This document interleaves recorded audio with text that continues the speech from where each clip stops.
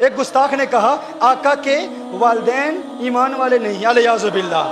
ہاں میں نے کہا دلیل دو، میں نے کہا دلیل دو، دلیل دی، عقل کے اندھوں نے دلیل دی. کہا دیکھو نبی کریم صلی اللہ علیہ وسلم مقام ابوا میں آئے، میرے آقا صلی اللہ علیہ وآلہ وسلم نے اللہ سے اجازت مانگی کہ اللہ مجھے اجازت دے اپنی ماں کی قبر پر جاؤں، تو اللہ نے اجازت دے دی.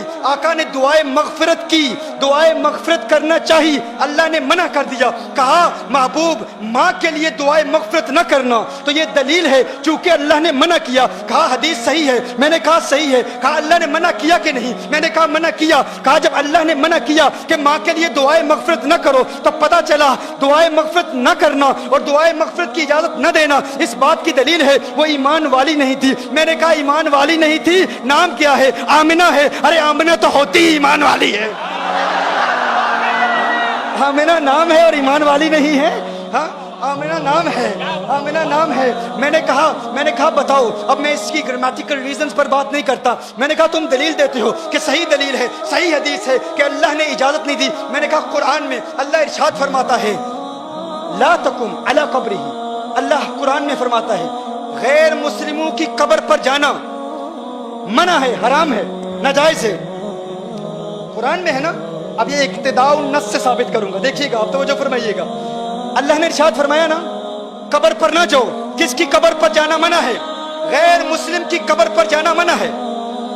اللہ نے حکم فرمایا لا تقم، نہیں ہے، لا تقم نہیں جانا. تو میں نے کہا اللہ نے منع فرمایا نا کہ غیر مسلم کی قبر پر نہ جاؤ، کیا تم مانتے ہو کہ اللہ نے جانے کی اجازت دے دی؟ اللہ نے جانے کی اجازت دے دی. تم سمجھتے ہو یہ تمہاری دلیل ہے، یہ تمہاری نہیں، یہ ہماری دلیل ہے. یہ کس کی دلیل ہے؟ یہ ہماری دلیل ہے. انہوں نے کہا کہ اللہ نے دعائے مغفرت کی اجازت نہیں دی. تو دعائے مغفرت کی اجازت اس لیے نہیں دی کہ الیاذ باللہ سیدہ مومنہ نہیں تھی. تو میں نے کہا کیا قبر پر جانے کی اجازت دی کہ نہیں؟ کہا دی. تو میں نے کہا قرآن کہتا ہے کافر کی قبر پر نہ جاؤ، تو قبر پر جانے کی اجازت دے دی. یہی اس بات کی دلیل ہے کہ وہ مومنہ ہے. یہی اس بات کی دلیل ہے وہ مومنہ ہے. کہا پھر دعائے مغفرت کی اجازت کیوں نہیں دی؟ یہ کیوں فرمایا کہ مغفرت کی دعا نہ کرو؟ تو اس کا جواب سماعت فرما لیں. مغفرت کی دعا کس کے لیے کی جاتی ہے؟ بخشے ہوں کے لیے بخشش کی دعا نہیں کی جاتی. بخشے ہوں کے لیے بخشش کی دعا نہیں کی جاتی.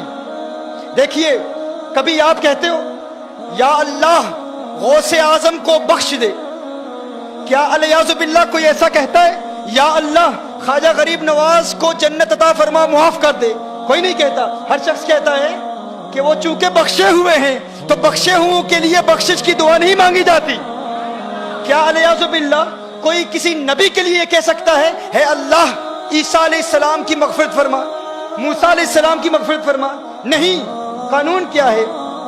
بخشے ہوں کے لیے بخشش کی دعا نہیں کی جاتی. دیکھیے جب آپ نماز جنازہ پڑھتے ہیں بالغ کے لیے کیا دعا پڑھتے ہیں؟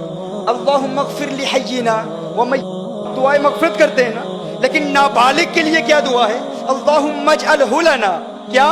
فرطا وجعلہ لنا. فرض کیا ہوتا ہے؟ آپ کہتے ہیں میرے اللہ یہ جو بچہ مجھ سے پہلے چلا گیا ہے، یا اللہ یہ مجھ سے پہلے جائے اور میرے لیے شفاعت کا اہتمام کرے. کیا؟ چونکہ بچہ بخشا ہوا ہے تو بخشے ہوئے کے لیے بخشش کی دعا نہیں کی جاتی. بخشے ہوئے کے لیے کہا جاتا ہے یا اللہ یہ مجھ سے پہلے جا رہا ہے، آخرت میں میرے لیے شفاعت کا اہتمام کرے، میری بخشش کا وسیلہ بنے. تو کہا تم کہتے ہو کہ حضور نے اپنی ماں کے لیے مغفرت کی دعا نہیں مانگی، اللہ نے اجازت نہیں دی. ارے اس بات پر غور کرو، مغفرت کی دعا اس کے لیے مانگی جاتی ہے جس کے لیے مغفرت نہ ہونے کا امکان ہو. ارے وہ تو پہلے سے ہی بخشی ہوئی ہے، ان کے لیے یہ دعا نہیں کی جاتی کہ ماں کے لیے مغفرت کی دعا مانگو. میں کہتا ہوں یونس علیہ السلام ایک مچھلی کے پیٹ میں رہے، اس مچھلی کے پیٹ میں رہنے کی وجہ سے یونس علیہ السلام کو اتنا بلند و بالا اور اعلیٰ مقام ملا. تو گویا کہ اللہ ارشاد فرما رہا ہے جس مچھلی میں ایک نبی رہے اس کو وہ مقام ملتا ہے. ارے جس ماں کی پیٹ میں آمنہ کا لال ہے وہ ماں مغفرت کی محتاج نہیں ہوتی، اس کے لیے مغفرت کی دعا دعا نہیں مانگی جاتی، اس کے وسیلے سے امت کے لیے مغفرت کی دعائیں مانگی جاتی ہیں۔